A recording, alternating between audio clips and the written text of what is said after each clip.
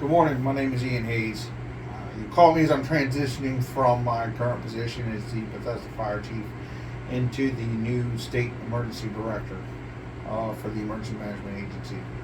The governor has appointed me to this position, so I'm looking forward to the challenges forthcoming in our position. I understand that there's been some dilemmas throughout the years, and we're trying to revamp our program. So, first and foremost, I say please give it a little bit of time, a little bit of patience, but you will see some positive changes in the forthcoming months and hopefully years.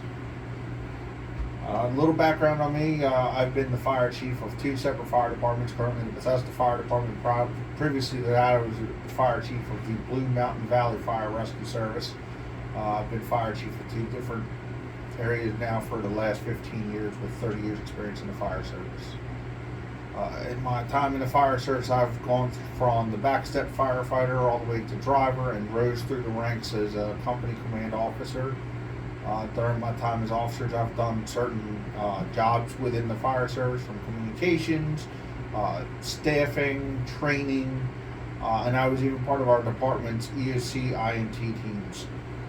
Obviously, in the last 15 years as the fire chief, my roles have developed more into the incident command roles than the EOC IMT. However, during my time as other chief officers, I did continue to fulfill the roles of EOC IMT as required if I was not utilized in other command structure applicable operations. I'd like to begin this introduction with some expectations, not only of myself, but of the team and the agency itself. First and foremost, my biggest expectation is that everybody who's assigned to our team will come into work and do their job and be as diligent as possible. I certainly understand that there's going to be some hiccups along the way, and with that being said, my hope is to take those hiccups and we'll learn from them, both from internal training and hopefully mass casualty drills and large-scale drills, where we're activating our EOC and utilizing our teams as well as our mutual aid partners. We are only as strong as our weakest link, and our weakest link is lacks of communication and lack of training, and I want to ensure that our team is ready to go at a moment's notice during any emergency, during any time when we are activated.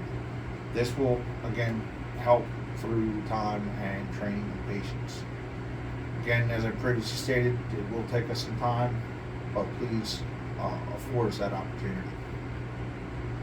During emergency activations, I'd like to ensure that we have a primary and a backup team, primarily, so we have a window of a 12-hour window for the EOC to be activated. That EOC should be activated starting at 0800 at the beginning and go for 12 hours through there. I have reached out to the governor requesting resources and tools to provide to the teams.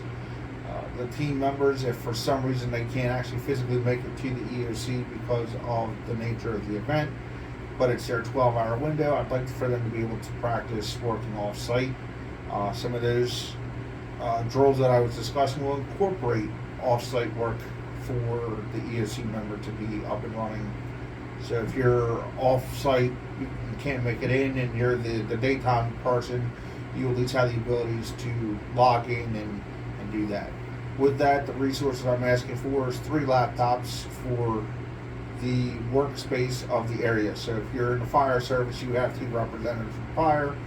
Each of those representatives would receive a EOC laptop, an EOC duty cell phone, and then in the EOC there would be a specific laptop assigned to that workstation. The funding for that is coming, but that is, again, something that will take just a little bit of time to get those areas up and running.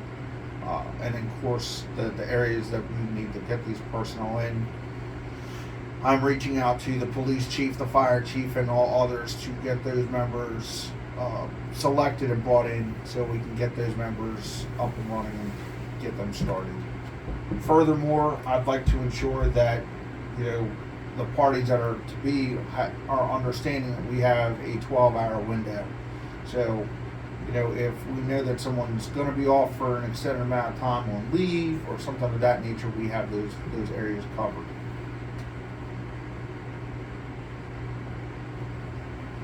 One of the areas that we're discussing was the use of special operational teams, such as your hazmat team, your swift water or water rescue team, urban search and rescue, things of that nature. Primarily as the incident commander of an incident, the fire chief or the incident commander can make those requests, and most of our local municipal departments as well as our federal partners have certain portions of those under control. Outside of our local areas and or our mutual aid partners, if we had to go further out from our mutual aid agreements, then those requests should come to the EOC. We would then make those requests and contact areas close enough that we could get those resources brought to us and say, hey, we need these, to include FEMA.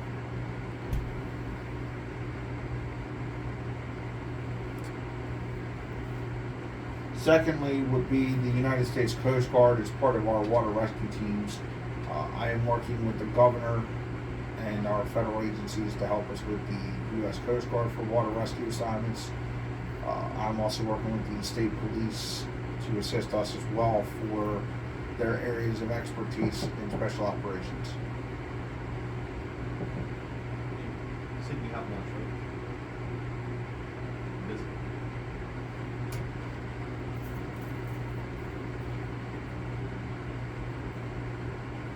Outside of our response areas that we have for the special operations, we will work with our federal and state agencies to coordinate mutual aid agreements on their capabilities to assist us, to include National Guard, Coast Guard, and or the military as needed.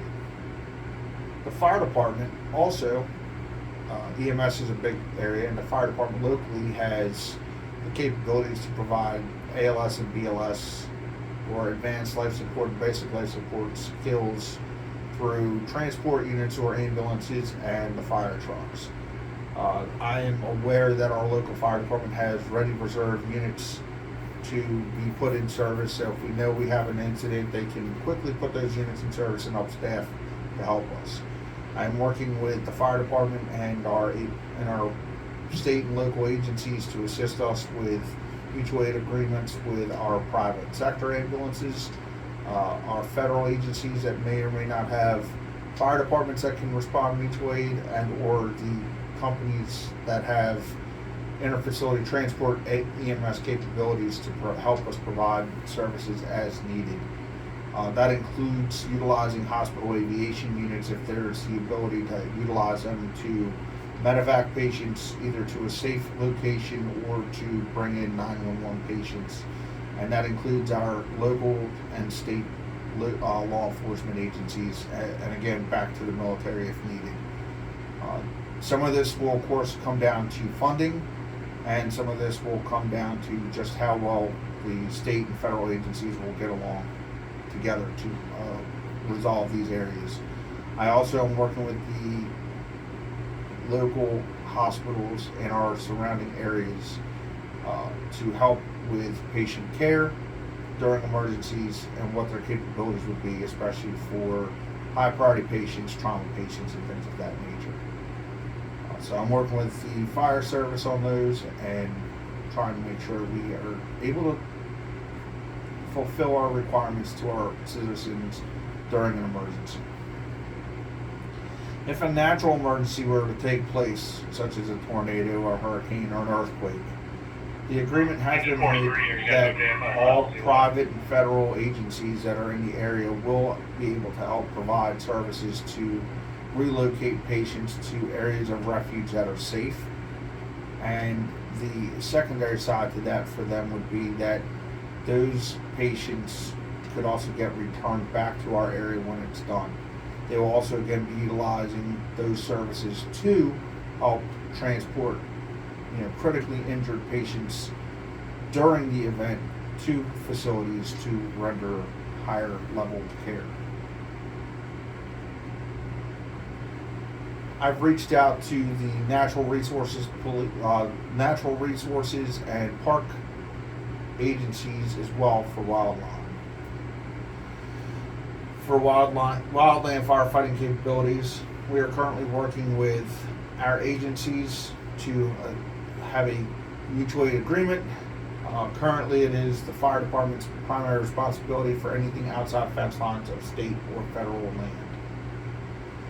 Finally, I'm working with our elected officials for both local and federal on financing and funding and grants for resources, and I'm also working with them on our mutual aid agreements to ensure that we have these done. With those agreements, I'm also working to have multiple open events to incorporate the community into what the EOC and the emergency management teams do for their area. And I have worked with my HR representatives on hiring practices to incorporate utilizing women and ethnic personnel to be hired within our agency, and I'm making sure that we have those parties hired and trained professionally or transferred in from other agencies. Those will all help provide our members and our citizens a safer location. We are going to be working in October with our fire prevention teams and firehouses during their open houses and creating the opportunities for them to meet emergency management and everything that we are going to be doing. Within the next 5 years, I'd like to see a new EOC building constructed with upgraded equipment, upgraded electronics, and I would also like to ensure that within the next 5 years we have a strong, significant team, and that team will be ready to go at a moment's notice. In the meantime, I want the citizens to know. I want the elected officials who selected me, and I want our members of our local and state organizations that we are all here to be one team, one fight. Let's make sure that our citizens are safe during any sort of emergency, whether it be fire, hazmat, natural, man-made, or God forbid, the uneventful CBRNE or terrorism activities. We are here for you, and you all can rest your head at night and make sure that you're safe. Thank you all for your confidence in selecting me, and I do look forward to providing the services to you all, the citizens. VII Presentation.